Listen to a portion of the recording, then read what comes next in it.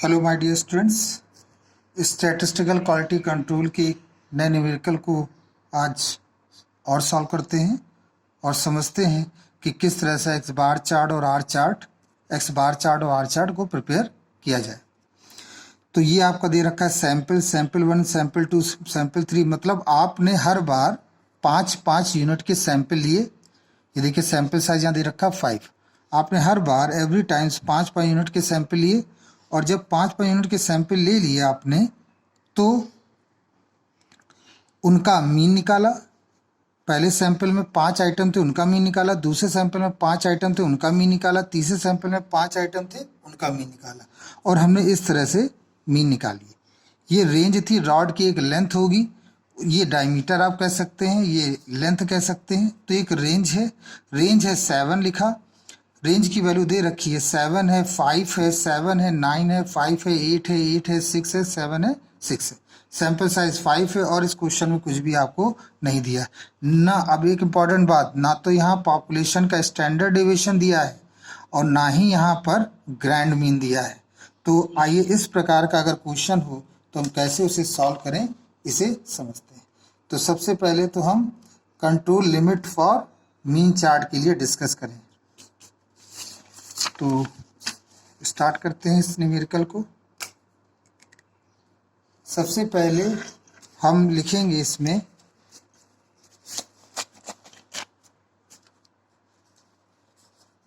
सबसे पहले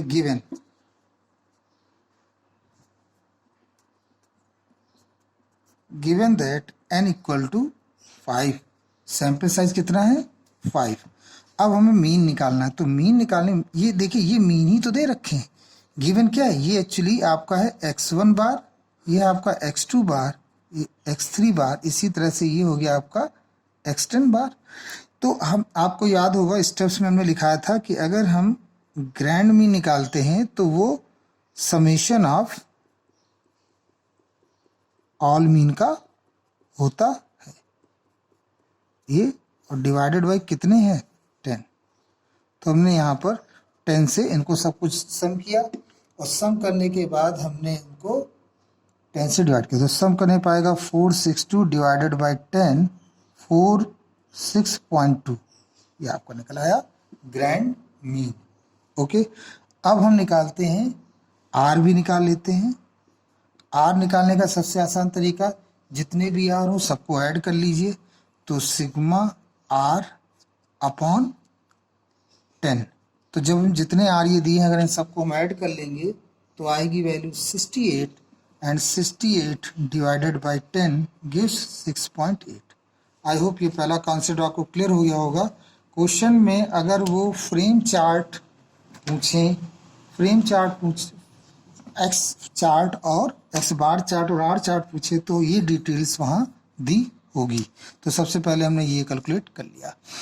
अब क्या कैलकुलेट होगा इसमें, नेक्स्ट टर्न पर नेक्स्ट पॉइंट में हम अपर कंट्रोल लिमिट को डिस्कस करेंगे। तो अपर कंट्रोल लिमिट मीन्स यहाँ लिखेंगे upper control limit. Upper control limit में एक्स डबल बार। अब आप कहेंगे यहाँ तो मीन तो दिया ही नहीं है, वो स्टैंडर्ड डिविएशन तो दिया ही नहीं है यहाँ पर, तो कैसे स्टैंडर्ड वो कैलकुलेट कर पाएंगे। तो उसके लिए देखिए आता है क्वालिटी कंट्रोल फैक्टर्स, एक टेबल होती है, वहाँ से हमें इसे सॉल्व करना। सबसे पहले हम फॉर्मूला लिख लेते हैं फिर आपको समझाते हैं। A2 और A2 R बार, A2 R बार, और फिर दूसरी बार में हम A2 R बार। ये हो गया अपर कंट्रोल लिमिट। और अगर हम लोअर कंट्रोल लिमिट की बात करेंगे तो तब उसमें हम सिंपली लिख देंगे, यहाँ पर आगे लिखते हैं lower control limit is equal to X double bar minus A2 R bar. अब सबसे पहले हम A2 और इसके बारे में क्लियर कर लें। देखिए माय डियर स्टूडेंट्स, इस चार्ट को जरा गौर से देखिए। ये है स्टैटिस्टिकल क्वालिटी फैक्टर्स। इसमें ये सैंपल साइज दिया हुआ है, दिस इज सैंपल साइज, और ये आपके ये सी चार्ट के लिए होता है, ये D2 D3 A1 A2 D2 D3 का प्रयोग भी हम करेंगे, इस कैपिटल D1 D2 का भी प्रयोग करेंगे, जो आपके कोर्स में वो सब प्रयोग किया गया है। अभी के लिए हम A1 और A2 की बात करते हैं। क्यों? क्योंकि जब हम मीन चार्ट को डिस्कस करने जा रहे होते हैं और आपको नहीं पता है कि पॉपुलेशन का स्टैंडर्ड डेविएशन कितना है, तो उस केस में हम सैंपल साइज की मदद से, देखिए सैंपल साइज हमारे पास कितना हर बार लिया गया है 5, हर सैंपल में जो सैंपल यूनिट है 5 के सामने जाएंगे और A2 की वैल्यू हमने देखी 0.577। वैसे तो ये क्वेश्चन में आपको दिया होगा, तो हमेशा याद रखिए। अब प्रश्न उठता है कि A2 में क्यों गए, तो जो आपका फार्मूला है उसमें अंडर कंट्रोल लिमिट के लिए ये फार्मूला है, ठीक है। अंडर कंट्रोल लिमिट x बार प्लस A2 r बार। लोअर कंट्रोल लिमिट के लिए जो फार्मूला है वो A2 r बार। तो यहाँ से आप देखिए कि A2 की वैल्यू कितनी आई, 5 सैंपल साइज के लिए A2 का मान है ये, हमें यहाँ पर लिख लेना है। तो हम x बार लिखेंगे, वो आपका है 46.2 प्लस A2 की वैल्यू है 0.577 और r आपका दे रखा है 6.8। इसे आप फुली सॉल्व कर लें तो सॉल्व करके निकलेगा 50.1236, ठीक है, ये आपका निकलेगा। अगर हम लोअर कंट्रोल लिमिट के बाद में 46.2 और A2 की वैल्यू आप जानते हैं, ये हमने ये माइनस, इसको मल्टीप्लाई कर देंगे और फिर जो निकलेगा इसको मल्टीप्लाई कर सकते हैं कैलकुलेटर के लिए, तो ये बस सेकंडों का खेल है। ये देखिए, तो यहाँ हम लिख देंगे 3.9236 और हम इससे घटा दें -46.2, तो इस तरह से ये आ जाएगा आपका 42.2, ठीक है, 42.2764। आप चाहें तो इसे राउंड ऑफ करके भी लिख सकते हैं। राउंड ऑफ करके लिखने का मतलब ये है कि जैसे ये वैल्यू आई यहाँ पर 50.223, तो आप इसको लिख सकते हो 50.3, 50.1, और यहाँ पर आप इसको राउंड ऑफ करके ले सकते हो 42, ये 7 शिफ्ट होकर इधर आ जाएगा, तो ये बन जाएगा 3। तो राउंड ऑफ करना ज़्यादा बेटर होता है, इससे आज क्वेश्चन आसान हो जाता है। तो ये भी हमने सॉल्व कर लिया, अपर कंट्रोल लिमिट और लोअर कंट्रोल लिमिट। तो अब ये मीन के लिए हमने कैलकुलेट किया है, ध्यान दीजिएगा, ये फॉर्मूला किसके लिए है, मीन के लिए। तो हम यहाँ पर लिख सकते हैं x बार और ये x बार समझने के लिए, क्योंकि A2 जो आता है वो मीन के लिए, इसमें देखिए r, मीन r भी यूज हुआ है, मीन r भी यूज हुआ है, लेकिन वो किसके लिए यूज हुआ है, x चार्ट के लिए। अब हम निकालते हैं, अब यहाँ पर कैलकुलेट किया जाएगा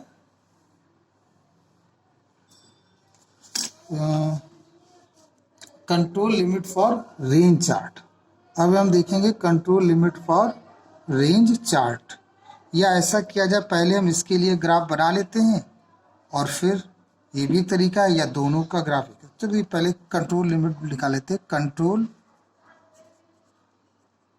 लिमिट फॉर आर चार्ट।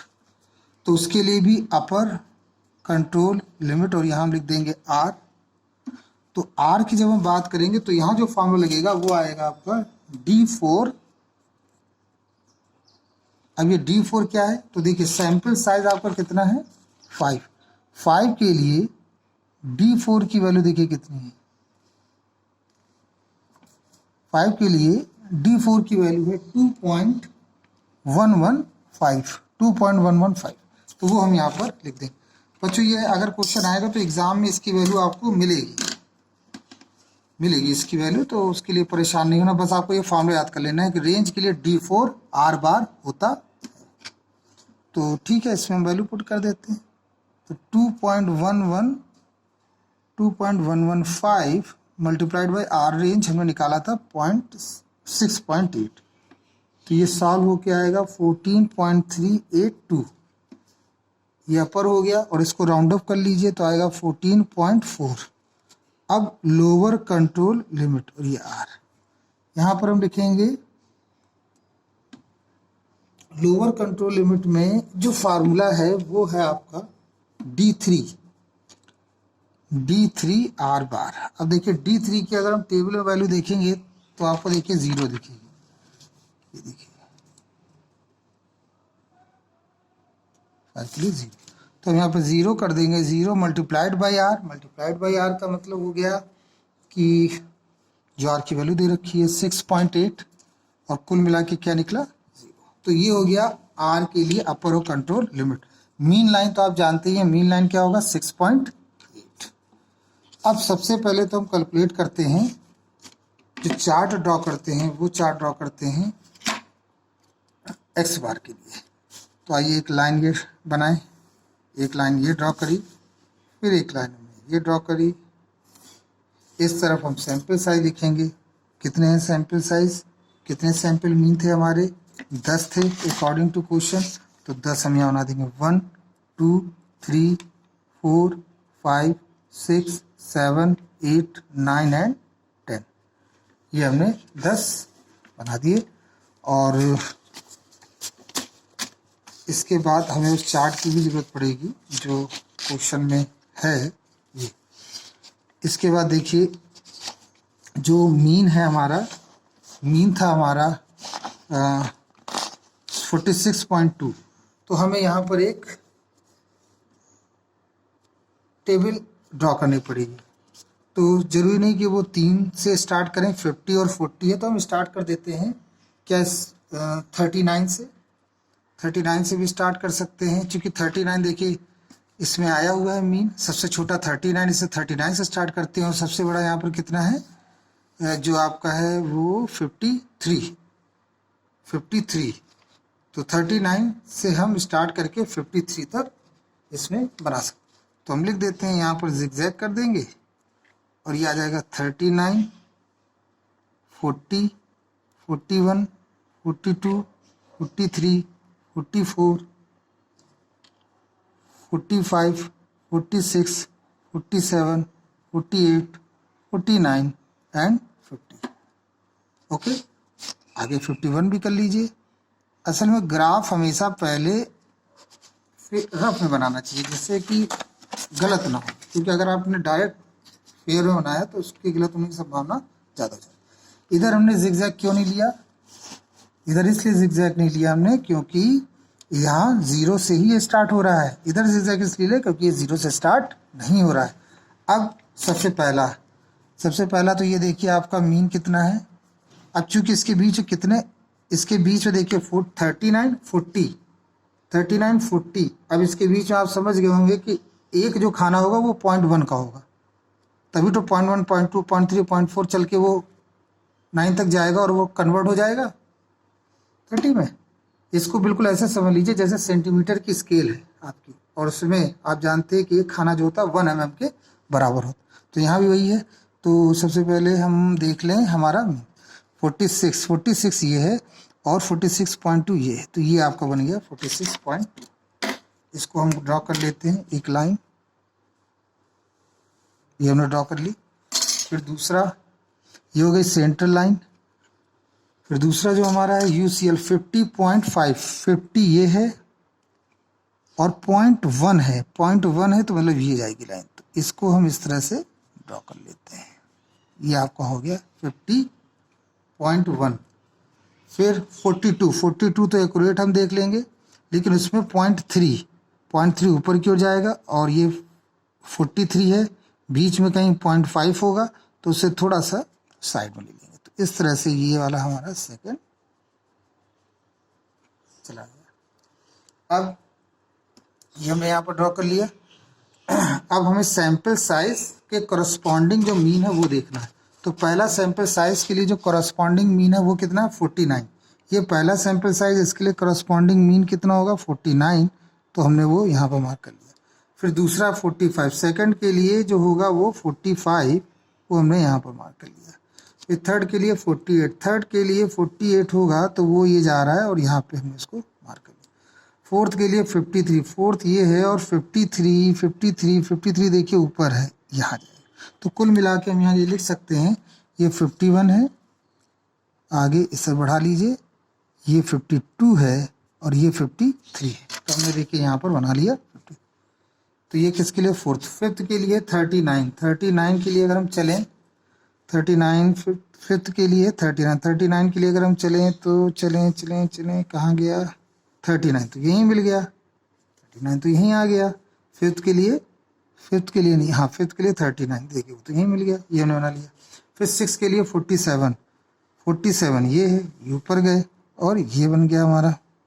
फिर 7 के लिए 46 ये गए और ये इसके नीचे आ गया। फिर 8 के लिए 39, 8 ये है और 39 कहाँ गया? 39 फिर अगेन 39 है, फिर हम यहीं पर रुक जाएंगे 8 के लिए। फिर 9 के लिए 51 चले तो ये 51 ये होगा आपका। 10 के लिए 45, 10 ये है और उसके लिए 45 चले तो ये हमारा हो गया 45। इस तरह से हमने इसको ड्रॉ कर लिया। अब हम इन्हें ऐड करेंगे या उन पॉइंट्स को लोकेट करेंगे, क्योंकि तभी इसमें उन्होंने क्या पूछा, इन्होंने केवल एक्स चार्ट और आर चार्ट पूछा। तो अब एक्स चार्ट आर चार्ट के बारे में हम तो बता देते। तो कैसे इसको यहाँ से ड्रॉ कर लीजिए, ये यहाँ से ड्रॉ हो जाएगा, ये यहाँ से ड्रॉ होगा। फिर 5 के लिए आपको नीचे आना पड़ेगा, फिर आपको 6 के लिए जाना पड़ेगा, फिर आपको 7, फिर 8, फिर 9 और फिर 10। तो ये आपका एक्स बार चार्ट बन गया। और इसमें आप देख सकते हैं कि कौन कौन सी लिमिट, कौन कौन से जो मीन है वो कंट्रोल लिमिट के बाहर है। तो सबसे पहला एक तो ये हो गया, एक ये हो गया, एक ये हो गया और एक ये हो गया। तो आप देख सकते हैं यहाँ पर क्लियरली है, ऑब्जर्वेशन से क्लियर है कि दो सैंपल ऐसे हैं जो कि अपर कंट्रोल लिमिट के बाहर हैं और दो सैंपल ऐसे हैं जो लोअर कंट्रोल लिमिट के नीचे हैं। Conclusion, the process is not under control. तो आप यहाँ लिखेंगे conclusion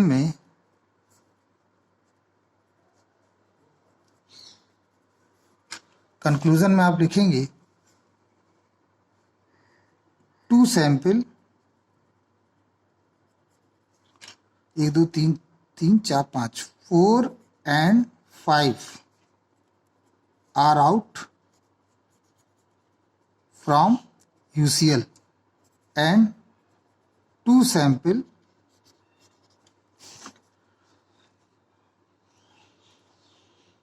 are also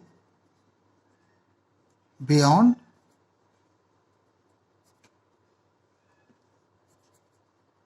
from lower control limit, and that is, देखिए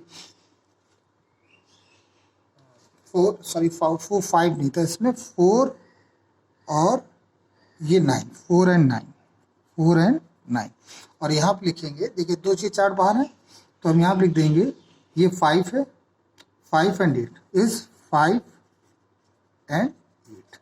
तो आपने देखा दो हमारे बाहर हैं, दो अपर लिमिट के बाहर है, दो लोअर कंट्रोल लिमिट के बाहर है। तो क्या ये प्रोसेस हमारा अंडर कंट्रोल है? नहीं है। द प्रोसेस इज नॉट, तो आप लिख देंगे यहाँ पर the process is not under control. ये आपको, लेकिन अभी तो बच्चों हमने केवल समझा है किसको, अभी तो हमने समझा है एक्स चार्ट को। अब हम जानने जा रहे हैं कि किस प्रकार से इसका इसका आर चार्ट बनेगा। I hope you like it. इसके नेक्स्ट वीडियो में हम आर चार्ट को डिस्कस करेंगे। Thank you.